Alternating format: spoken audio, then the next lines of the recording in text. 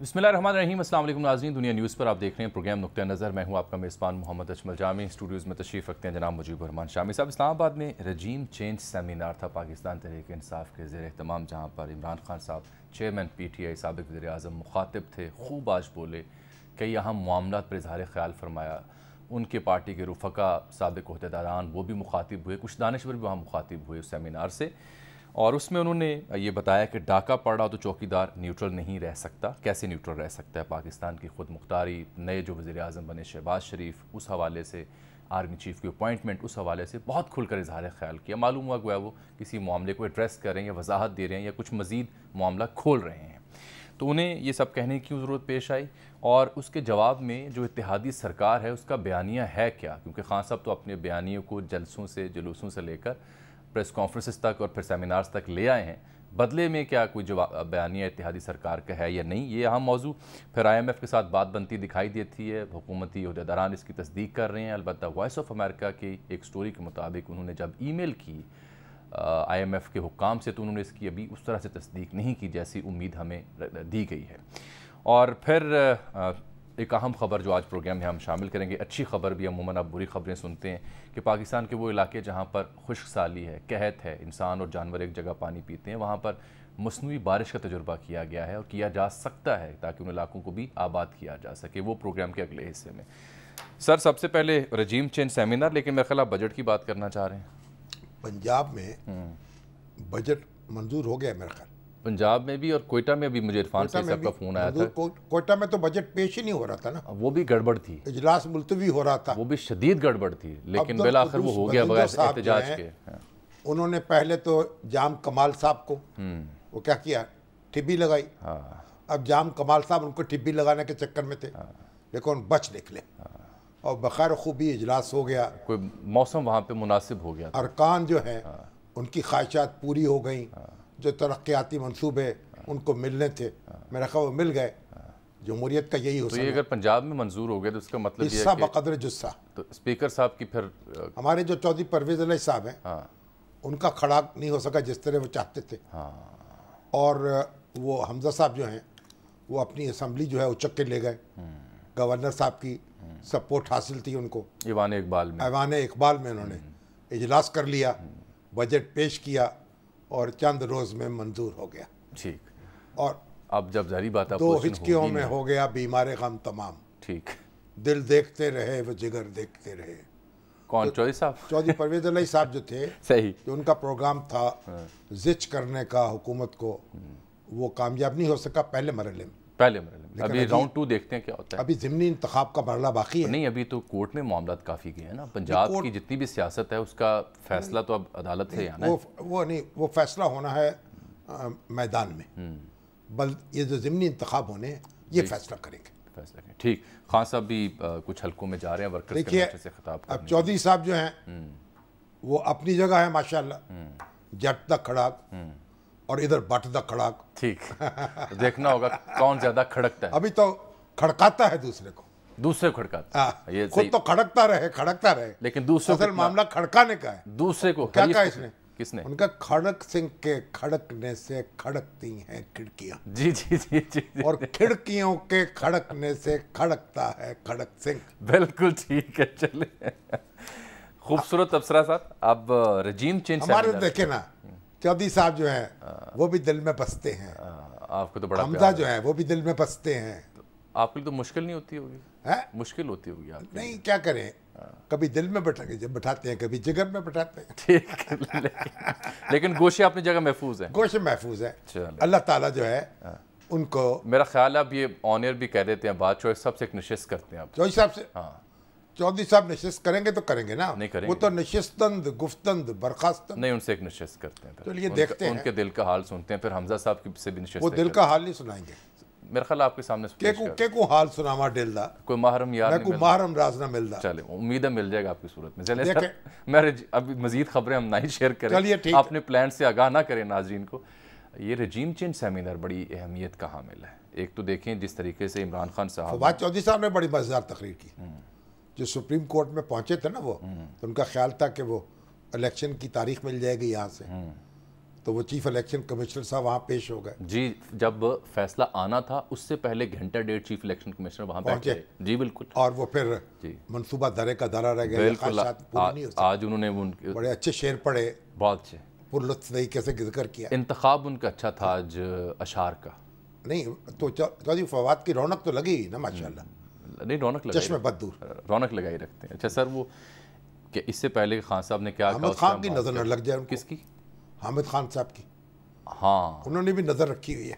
نہیں میرا خیال ہے ان کی ڈومینز اب فرق آ چکا ہے ان میں دونوں میں. چلیے دیکھتے ہیں. وہ شاید اب جو تھنک ٹینک کی جو پوٹینشیل ہوتی ہے, پیچھے بیٹھ کے جو لوگ سوچتے ہیں, غور کرتے ہیں قانونی معاملات پر, وہاں فواد چوہے صاحب اب ایک فیس ہیں میدان میں. ہاں پی ٹی آئی کا ایک فیس ہیں, ووکل فیس ہیں, چاہے وہ پناما والا معاملہ ہو, اس کے بعد وزارت اطلاعات کا معاملہ ہو. بلکہ آپ کو یاد ہو جب شیخ رشید صاحب کیا کہتے ہیں, شیخ صاحب تو there is a case behind کیا behind a face. behind a face. Regime change seminar اس لیے سر اہمیت کا حامل ہے کہ سبجیکٹ بہت اچھا ہے. خان صاحب نے جس طرح سے اپنے بیانیے کو from since the day one take up کیا, کسی کو پسند ہو نہ ہو, اس نے رونق لگائی رکھی, اس نے اپنے جو فٹ پرنٹس ہیں وہ ثابت کیے.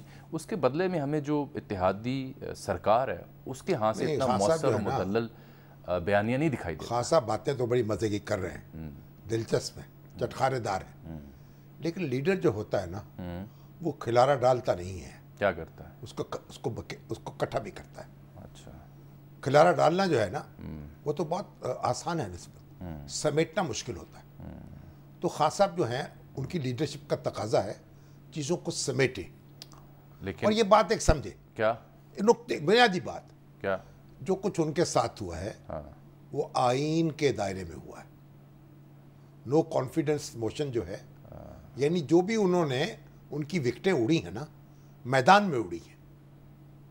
اس لیے جتنا بھی غصہ ان کا ہو برداشت کریں اور کھیلیں, دوسری اننگ کھیلیں. کھیل تو رہے ہیں. نہیں غصہ بہت ہے, وہ اقتدار کیا گیا ہے, وہ ہر چیز تباہ ہو گئی ہے, لٹ گئی ہے. نہیں وہ تو اب جہاد کے مشن پہ ہیں, وہ کہتے ہیں اب جہاد ہے. یہ نہیں اقتدار جو نہیں, کچھ بھی ہو اقتدار یا سیاست پیچھے رہ گئی, اب جہاد ہے. تو اقتدار نا جو آنی جانی ہے, وہ آپ کے مخالفین اکٹھے ہوئے, اسمبلی میں ان کی اکثریت ہو گئی, انہوں نے آپ کو خلاف تحریک منظور کرا لی. یہ بات کیوں نظر انداز کر رہے ہیں؟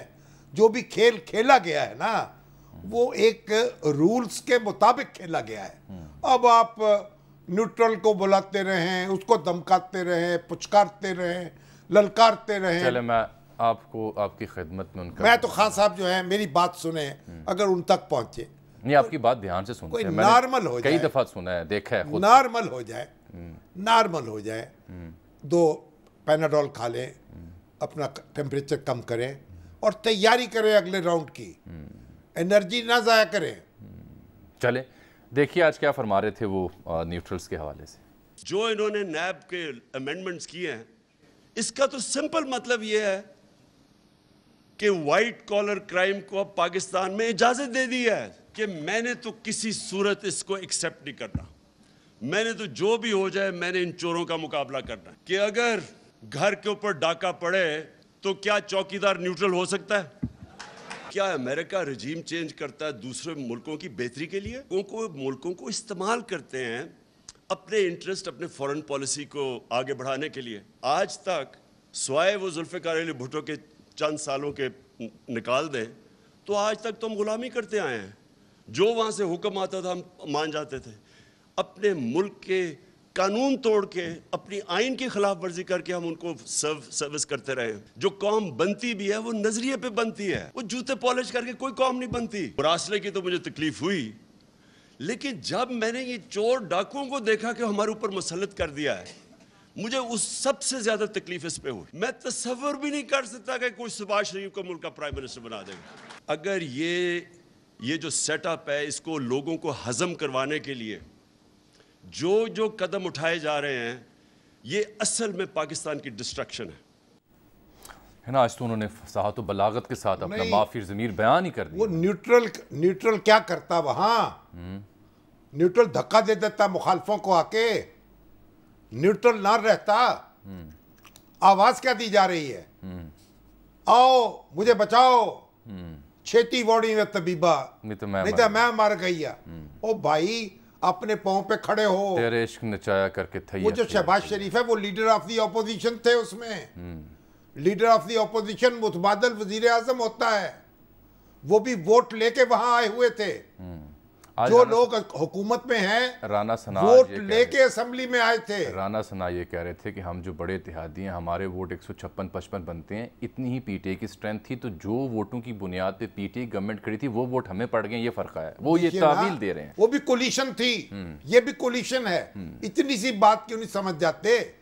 اور آج تو وہ سیکورٹی کمیٹی کا اجلاس بھی ہو گیا جی, اس میں وہ وزیر اعظم ہاؤس میں ہوا ہے جی, اس میں وہ کہہ رہے ہیں مسلح افواج کے سربراہان اور وزراء کرام موجود تھے. وہ کہہ رہے ہیں اور سارے شانہ بشانہ بیٹھے تھے. جو کالعدم ٹی ٹی پی سے مذاکرات والا معاملہ نا, اس بارے میں وہ آگاہ کر بھی رہے تھے, ان کی پریس کانفرنس جاری تھی کہ وہ مذاکرات آگے بڑھیں گے لیکن پارلیمان کی اونرشپ سے.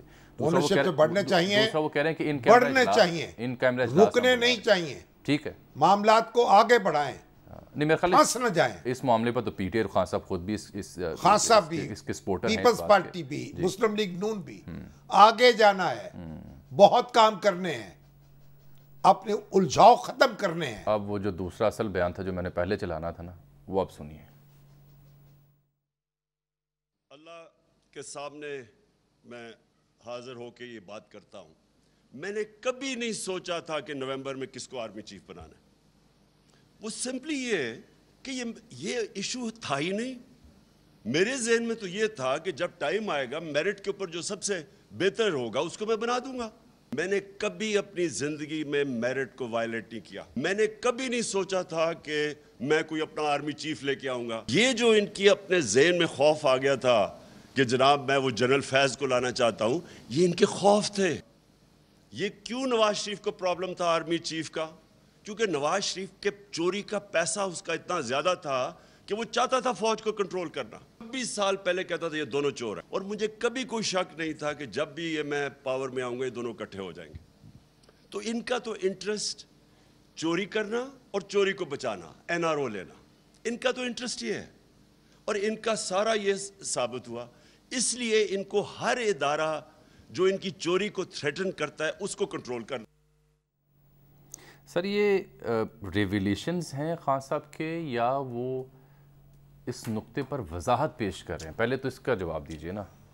نہیں, اب یہ بات یعنی انکشاف کر رہے ہیں یا وضاحت دے رہے ہیں؟ بھائی بات یہ ہے, انہوں نے فوج کے سسٹم میں مداخلت کی.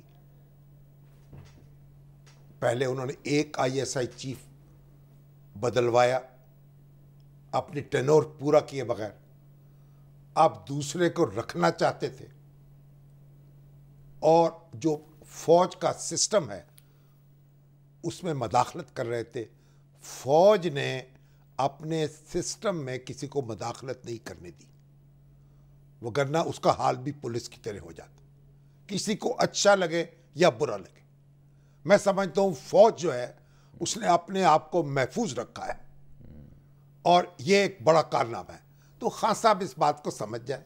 باقی چیف آف آرمی سٹاف مقرر کرنا وزیر اعظم کا حق تھا, حق ہے, حق رہے گا.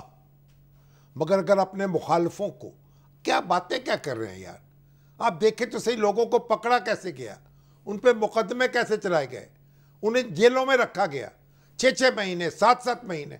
میر شکیل الرحمان کا کیا قصور تھا؟ ابھی بلال شیخ جو ہیں سندھ بینک کے چیئرمین تھے, ان کا مجھے فون آیا, وہ بھائی کسی بینکر کو پکڑ نہیں سکتی تھی نیب اسٹیٹ بینک کی اجازت کے بغیر, لیکن ان کس طرح ان کو رسوا کیا گیا.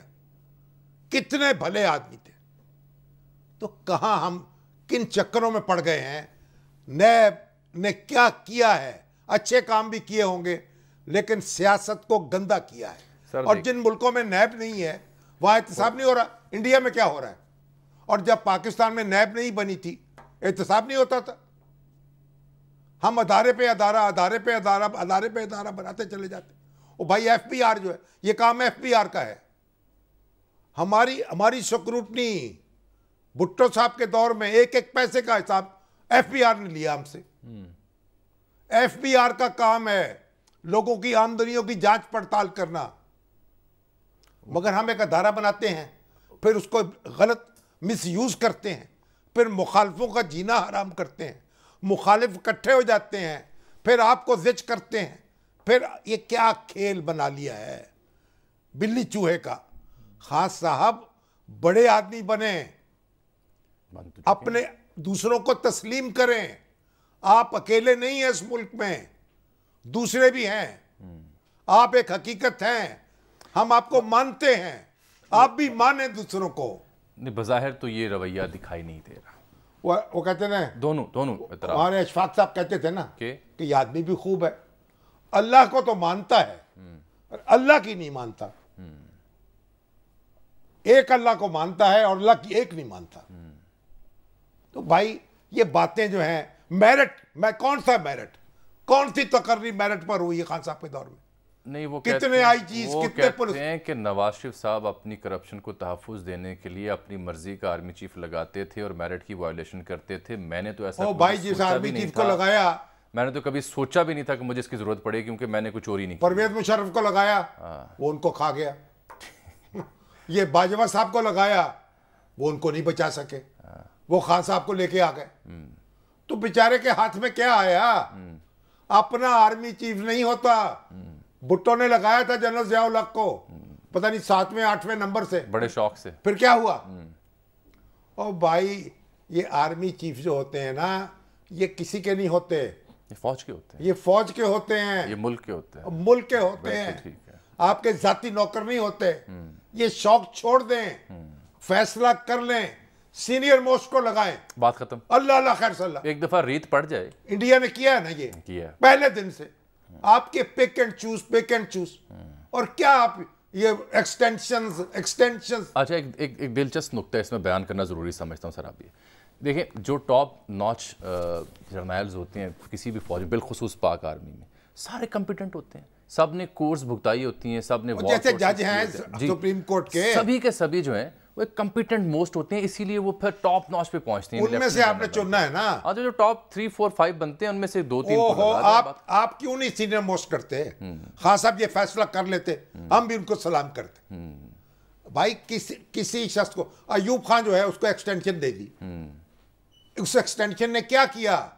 امریکن پیپرز دیکھ لیجئے، وہ منصوبے بنا رہے تھے 50-52 سے ہی مارشل لا لگانے کے، اور حکومت کو خبر ہی نہیں تھی. یہی تو خان صاحب کہہ رہے ہیں. آپ نے تو اچھا کیا، امریکیوں سے گٹمٹ کر رہے تھے. خان صاحب یہ کہہ رہے ہیں کہ یہ سازش تھی، وہ امریکیوں کے ساتھ مل کر ان کو ہٹانا.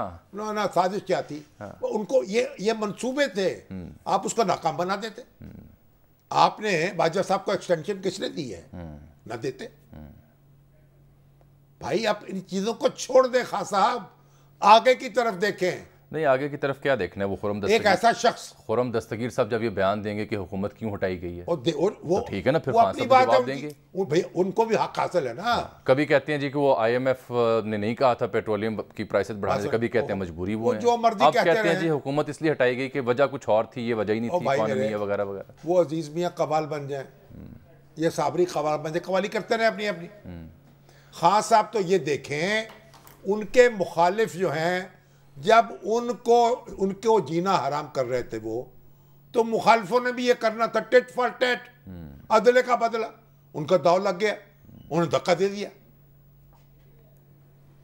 آپ اس میں پریشان کیوں ہوتے ہیں؟ لوگوں کے پاس آئیں، دوبارہ الیکشن لڑے.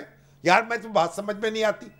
بھئی بہادر آدمی بنے، میدان میں نکلیں، وہ تو کہتے ہیں ووٹ لیں. کہہ رہے ہیں وہ تو کہتے ہیں آپ گھوڑا بھی ادھر میدان بھی ادھر، آپ الیکشن. اتنا رولا کیا ہے؟ وہ ٹرمپ جو ہے، ٹرمپ صاحب، اب ان کے بارے میں بھی چل رہا ہے. وہ الیکشن میں ریگنگ کرنا چاہتے تھے، وہ ان کے خلاف وہ کمیٹی میں کاروائی ہو رہی ہے، شہادتیں پیش ہو رہی ہیں. نہیں، وہ تو بڑا ان کا سلسلہ وہاں کمزور ہے. ہاں جی، یہ وہ بڑی ویک گراؤنڈز پہ ہیں ٹرمپ صاحب اس موضوع پہ. یہ کہہ رہا ہوں امریکہ میں اگر آپ تو خان صاحب کو ٹرمپ نہ بنے نا، لڑے میدان میں. وہ میں نے خرم دستگیر صاحب کا بیان 3 روز سے سنبھالا. چلیے اب نہیں، وہ اس لیے سنانا ہے کہ وہ جواب ہے، جوابی بیان نہیں ہے. دیکھیے ہم صرف معیشت پہ آپ کا فوکس ہے، بڑی اچھی بات ہے، لیکن پاکستان کے جو سیاسی معاملات تھے اور جس طرف اس سال کے آخر میں ایک بڑی تبدیلی آنی تھی، اس میں تو یہ نظر آ رہا تھا کہ عمران خان کا جو گٹھ جوڑ ہے یہ تو اگلے 15 سال رہے گا اگر اس طرح حالات رہے. اور جس طرح کے ان کے پروگرام تھے، ہم سب نے ڈسکوالیفائی ہونا تھا اس سال کے آخر میں. तमाम जो अपोजिशन की लीडरशिप है उनका तो ख्याल था कि मैं सफाया कर दूंगा, मैं किसी को नहीं छोड़ूंगा। जी हमारी सीरियस मालूमात आपके ख्याल में जो आप ये लोगों को भूल जाता है, लेकिन कुछ माह पहले जो कहा कि जी हम नैब के कुछ 100 जज और हायर कर रहे हैं और हम सारे केसों को एक्सपेडाइट करेंगे, तो उस एस लेवल पे डिस्क्वालिफिकेशन होनी थी बिगिनिंग शहबाज शरीफ डाउनवर्ड, शाहिद खान अब्बासी, हसन इकबाल और ऑल ऑफ अस, सिर्फ मुस्लिम लीग नून की नहीं। आपके ख्याल में जो कोalition बनी है वो इसी वजह से बनी है कि इमरान खान साहब के तो फाशिस्ट प्लान्स थे ना इस मुल्क के ऊपर हमला करने के, तो लिहाजा ये आज मुश्किल जरूर है, लेकिन ये हमें याद रखना है जब हम मुआशियत की डिस्कस करते हैं कि यहाँ जमहूरियत का, हाकमियत का और वफाकियत का मामला भी मौजूद है जिसको हमें साथ लेकर चलना है। तो इसलिए एक लार्जर कॉन्टेक्स्ट। खुर्रम दस्तगीर साहब खुद एतराफ़ कर रहे हैं कि बाकी मामला तो अपनी जगह, वो इशू नहीं था। असल इशू ये था कि इस साल उन्हें एक अहम तयनाती करनी थी, 15 साल का प्रोग्राम था, हमें जेलों में भेजना था। ठीक है ना जी, वो यही कह रहे हैं ना, वो हमारा सब भी जवाब हमारा कला कमा करना चाहते थे। सबका जवाब देने का हक है ना सर, जवाब देते रहे। उन्होंने दिया, उन्होंने कहा जी मैं नहीं लगाना चाहता था, उन्होंने आपका कला कमा कर दिया। वो आप उनको धक्का देना चाहते थे, उन्हें आपको धक्का दे दिया।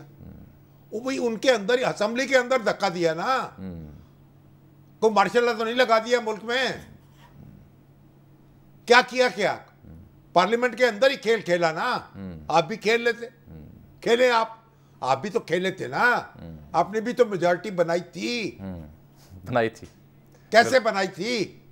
प्यार मोहब्बत से सर, और क्या। हाँ, उसी प्यार तो आप भी प्यार मोहब्बत से काम चला लेते। उसी प्यार मोहब्बत से, जिस प्यार मोहब्बत से अब पीडीएम ने मेजॉरिटी गेन की। क्या कहा किसी शायर ने? क्या? जब तुम चलो जमीन चले, आसमां चले, और जब मैं चलूं तो साया भी मेरा ना साथ दे। वाह वाह वाह वाह। बहरहाल आपके सिक्कों में जवाब दे दिया उन्होंने। साया साथ दे या ना दे, आप उनके दर पे थे, बयानिया वो आपके दर पे थे, खत्म हुई बात। चले, मैंने एक ब्रेक भी लेने लगी, उससे पहले आईएमएफ से बात बनती दिखाई दे रही है जी। हो गई, और मेरा ख्याल काफी हद तक मामला हो गया है। नहीं, चीन से भी अच्छी खबर आई है। वो चीन से आई है, $2.3 अरब जो कंसोर्शियम के साथ दस्तखत हुए। मिफ्ता इस्माइल साहब ने ट्वीट भी किया है।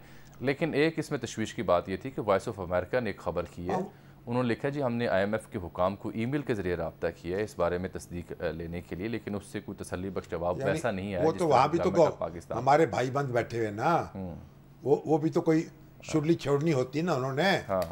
तो उन्होंने पहले रात को बयान दे दिया था, काफी मामला तय पा गए हैं, आप कमर कस लें, हर महीने पेट्रोल की कीमत में इजाफा होगा, लेवी के ऊपर, पेट्रोलियम लेवी के ऊपर 5 रुपए महीना, और क्या वो सेल्स टैक्स या हाँ जी उसमें भी इजाफा कर रहे हैं, तनख्वाह जो दार तबका था उस पर भी टैक्स लगा रहे हैं, टैक्स रेवेन्यू को जो हदफ था वो बढ़ा दिए। मगर बात यह है, मैं तो समझता हूँ एक यौम दुआ मनाया जाए, इस्तग़फ़ार, तौबा की जाए। किस बात पे? जो हम अपने गुनाहों से अल्लाह से दुआ करें, हमारी मुश्किलें आसान कर दे। मिन हैसल कौम, मिन हैसल कौम, मजमूई तौर पर, इज्तिमाई तौर पर यौम तौबा मनाएं, यौम तौबा, यौम इस्तग़फ़ार। अच्छा, ये हमारी मुश्किलें आसान कर दे अल्लाह। हमारे जो हमारे 50-40 साल की बदअमालियाँ हैं, हमें उनसे निजात दे दे, उनके असरात से। खान साहब उस दिन से मुबर्रा होंगे, उनको दावत देने की जरूरत नहीं है यौम तौबा मनाने। खान साहब भी उसमें शरीक होंगे, वो हिस्सा नहीं कौम का। ठीक, ले कमाल है, उन्होंने कुछ नहीं किया। नहीं, वो समझते हैं कि नहीं इनका किया धरा है। लो वो करके मुआहदा करके तोड़ गए आईएमएफ से। चलें, एक ब्रेक ले रहा हूँ मैं यहाँ नाज़रीन प्रोग्राम में। ब्रेक के बाद मैंने इब्तिदाई में आपसे अर्ज किया था कि एक अच्छी तौबा करने में क्या हर्ज है? तौबा करनी चाहिए, तो तौबा तो सबको करनी चाहिए, 24 घंटे करनी चाहिए, अल्लाह खैर से हर दम तौबा करनी चाहिए। खान साहब अपनी तौबा करें, वो दूसरे अपनी तौबा करें, और हम तौबा कर रहे हैं दोनों को देख कर। सही, और अवाम हम सबको देख के तौबा कर रही है। अल्लाह। एक ब्रेक है, ब्रेक के बाद मैंने आपसे अर्ज ये करना है कि अच्छी खबर ये है कि वो इलाके पाकिस्तान के जहाँ खुशहाली है, बंजरपन है, जहाँ जानवर इंसान एक जगह पानी पीने पे मजबूर हैं, उनका हल साइंस ने दरियाफ्त किया है कि मसनूई बारिश का अहतमाम किया जाए। दुनिया भर में इसके कई तजुर्बात हुए, बिलखुसूस इसराइल इसमें बहुत महारत रखता है, रूस भी रखता है, कई और ममालिक रखते हैं। लेकिन पाकिस्तान में ये तजुर्बा कब किया गया, कैसे किया गया और इसके क्या इस्तेमाल हो सकते हैं, ब्रेक के बाद आपकी खिदमत में हाजिर होते हैं मेहमान के साथ।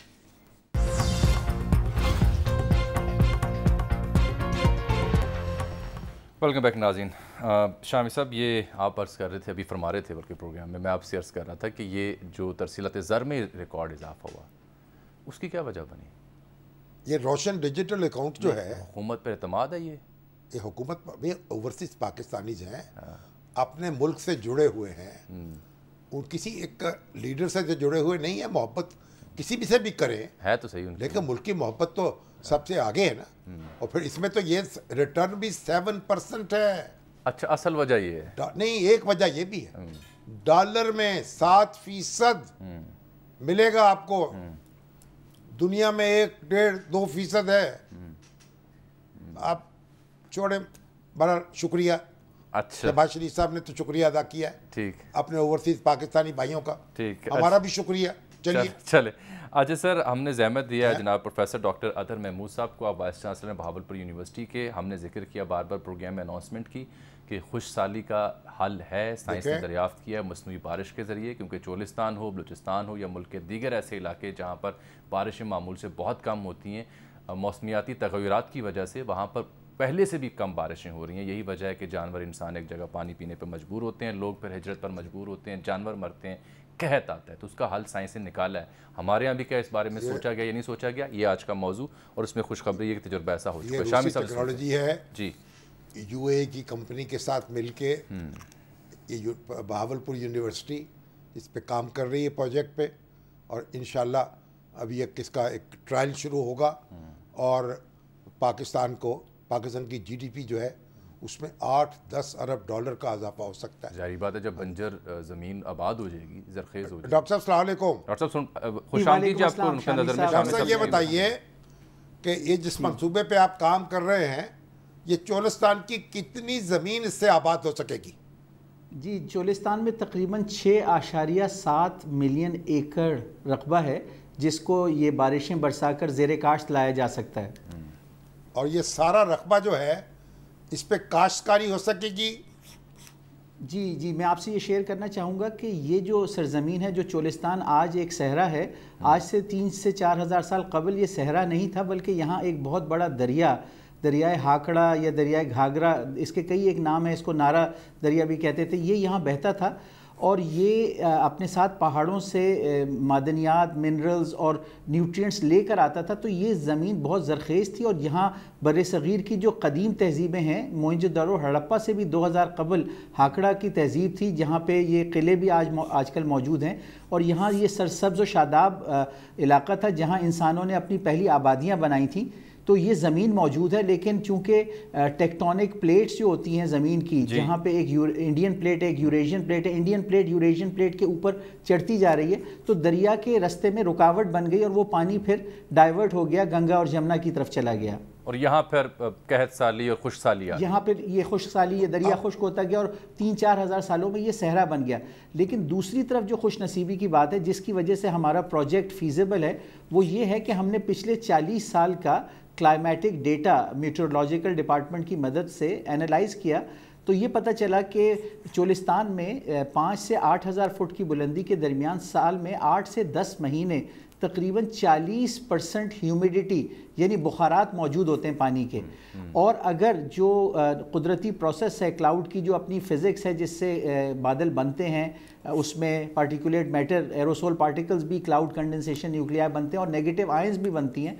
तो अगर नेगेटिव आयंस वहाँ पे भेजी जाएं तो वहाँ पे चंद घंटों में वो बुखारात पहले बादल बनेंगे और फिर वो बादल भारी होकर बरस सकते हैं। डॉक्टर साहब, आप ये फरमा रहे हैं कि चोलिस्तान का ये इलाका जहाँ 6.7 मिलियन एकड़ रकबा ज़रखेज़ हो सकता है, यहाँ इसी इलाके में ज़ेरे ज़मीन 5 से 8 हज़ार फीट नीचे नमी रहती है 40%। उस नमी को आप नीचे नहीं, ऊपर नहीं, ऊपर वो अलग, दो चीजें अलग है। नहीं, आसमान के ऊपर क्लाइमेट का जो डेटा है, क्लाइमेट यानी मौसमियात का जो डेटा है, वो ये बताता है कि यहाँ पे बुखारात फिजा में ज़रूर होते हैं। फिजा में ये जो बुखारात हैं ये किसी और वेदर सिस्टम या बारिश के नहीं हैं, बल्कि जितने वेदर सिस्टम पाकिस्तान में आते हैं वो अपने वापसी के रास्ते चोलिस्तान से जाते हैं। तो ये वो पानी होता है जो बरसने से रह चुका होता है, लेकिन अगर इसको ट्रिगर कर दिया जाए, आयंस की मदद से इसमें क्लाउड फॉर्मेशन कर दी जाए, तो ये बरस सकता है और हमें फ्रेश वाटर का एक सोर्स मिल सकता है और इजाफी पानी हमारे सिस्टम में आ सकता है। डॉक्टर साहब ये बताएं मुझे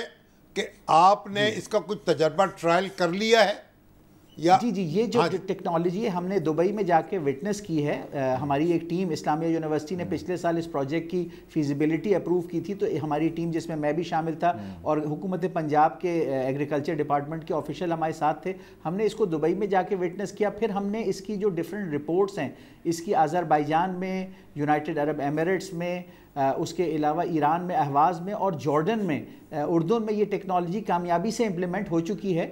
اور اچھی بات یہ ہے کہ اس کمپنی سے ہم نے یہ بات کی ہے کہ بجائے اس کے کہ ہم مکمل سسٹم پہلے خریدیں، وہ اس کو آزمائشی طور پہ چولستان میں 6 مہینے کے لیے انسٹال کر دیں گے، تاکہ ہم اس کو جسے کہتے ہیں کہ سینگ از بلیونگ، اپنی آنکھوں سے وہ اضافی پانی برستے ہوئے دیکھ کے اس کے بعد پھر حکومت پنجاب یا حکومت پاکستان آگے بڑھ سکتی ہے. کتنے اخراجات آئیں گے اس پہ؟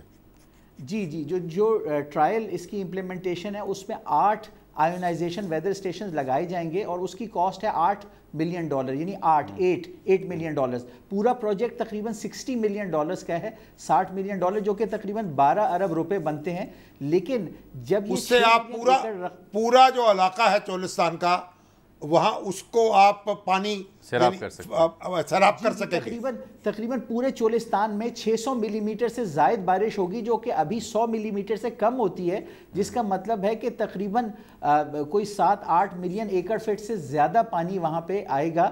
اور یہ ایک بہت بڑی سپلائی ہے، کیونکہ پورے پاکستان میں ابھی 190 ملین ایکڑ فٹ پانی ہوتا ہے، اور اگر 8 سے 9 ملین ایکڑ فٹ اضافی پانی آ جائے گا تو یہ ہمارے ایگریکلچر کے لیے بہت بڑا بوم ہوگا. لیکن ڈاکٹر صاحب اتنی اس سے توقع ہے پیداوار کی. لیکن سر اس سے پہلے اگر اجازت دیں، اتنی خطیر رقم کہاں سے آئے گی؟ اس کا کیا انتظام ہوگا؟ گورنمنٹ کے پاس، حکومت کے پاس 12 ارب ڈالر، 12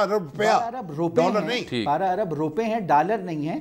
جبکہ جو اس کا ریٹرن ہے اینول، جب 6 ملین ایکڑ پہ ہم نے ایک اکنامک فیزیبلٹی بنائی ہے کہ وہ کراپس جیسے کاٹن ہے، ویٹ ہے، پلسز ہیں، آئل سیڈز ہیں جن کی پاکستان کو ضرورت ہوتی ہے اور جو امپورٹ کی جاتی ہیں ابھی، اگر ان کو یہاں پہ سائنٹیفکلی کاشت کیا جائے 6 ملین ایکڑ پہ، اور کچھ علاقہ آرچرڈز کے لیے اور کچھ لائف سٹاک کے لیے ریزرو کیا جائے، تو تقریباً کنزرویٹو ایسٹیمیٹ جو ہیں وہ $10 بلین کی ہمیں اضافی ایگریکلچر پروڈکٹیوٹی دے سکتے ہیں، جو ہمارے جی ڈی پی میں یہ جو ابھی 300 بلین. یہاں تمام انواع کی فصلیں کاشت ہو سکیں گی؟ زمین میں اتنی پوٹینشل ہے کہ یہاں ہر موسم میں ہر قسم کی فصل کاشت؟ اس علاقے کی فصلیں ہیں جن کی پاکستان کو ضرورت بھی ہے، جس میں گندم ہے، کاٹن ہے، آئل سیڈز ہیں، پلسز، دالیں ہیں، ڈیفرنٹ فروٹس ہیں جو اس علاقے سے مطابقت رکھتے ہیں. اور وہ ایگرونومک ٹیکنیکس جو ایک تو پانی کم لیتی ہیں، کیونکہ پانی کو بچانا پھر بھی ضروری ہے، پانی ہونا اچھی بات ہے جو کہ ہم لے کے آ رہے ہیں، لیکن اس کو آپٹیملی یوٹیلائز کرنا. اور دوسری بات یہ کہ ایگرونومک ٹیکنیک جیسے انٹر کراپنگ ہے،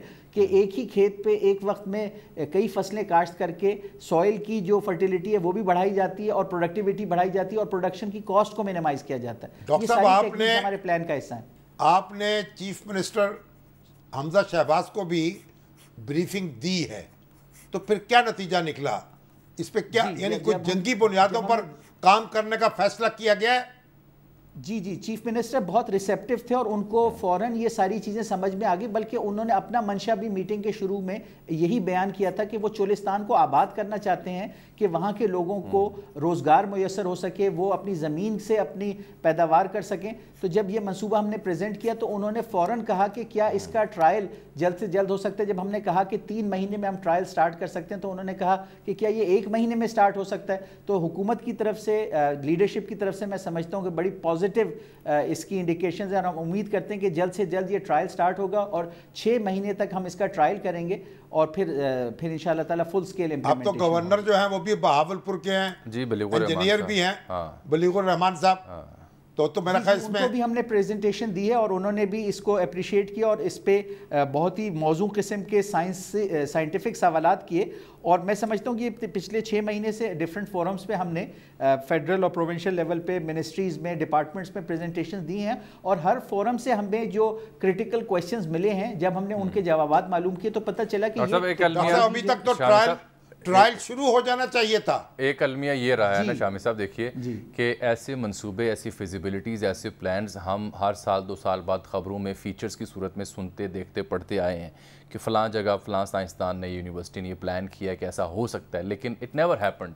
یہ آج پہلی دفعہ اطلاع مل رہی ہے کہ چیف منسٹر تک بات گئی اور یہ دبئی، آذربائیجان جا کے دیکھ کے آئے ہیں، اور کوئی ایک امید اب لگی ہے کہ یہ ہو سکتا ہے، اٹ از پاسبل. ڈاکٹر صاحب تھینک یو ویری مچ. ہم امید کرتے ہیں کہ حکومت کی سپورٹ سے جلد اس کو امپلیمنٹ کر کے اس کے فوائد سے ہم اپنے ملک کو فائدہ دے سکیں. یہ تو حکومت کو اس پہ تو سر پہ کفن باندھ لینا چاہیے. یہ تو بہت تیز رفتاری سے کام کرنے کی ضرورت ہے.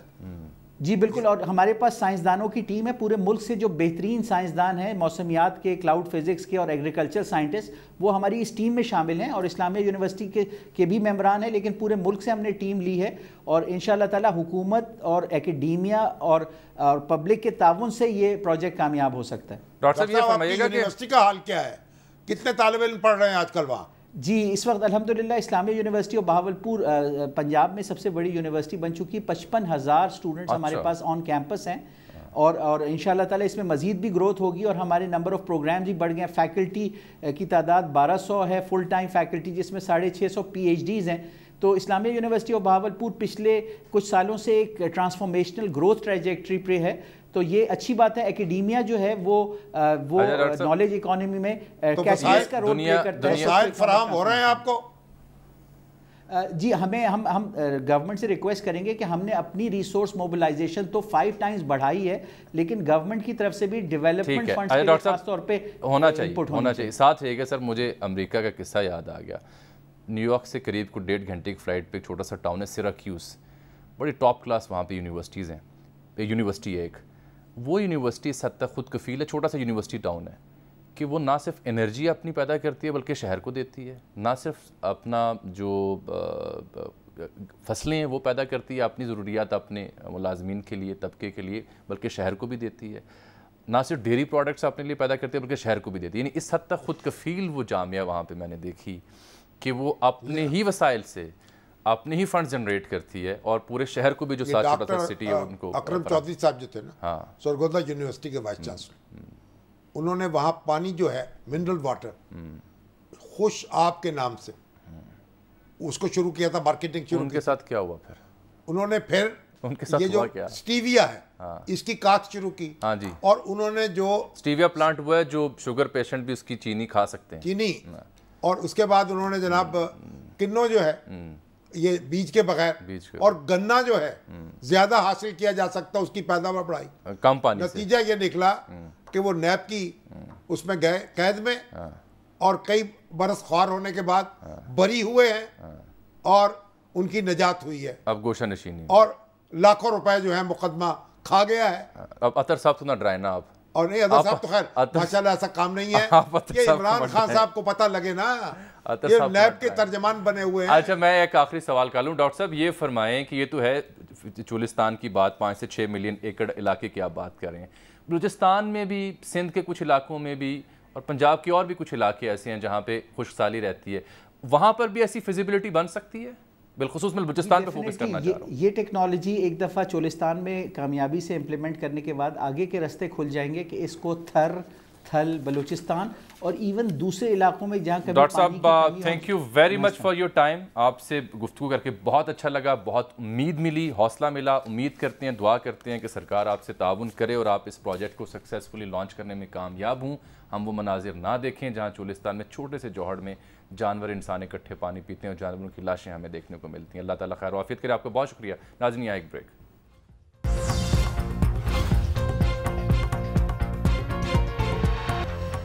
ناظرین اس کے ساتھ ہی آج کے پروگرام کے وقت یہاں ختم ہوا، چاہتے ہیں آپ سے ملاقات کل، تب تک کے لیے اجازت، اللہ حافظ۔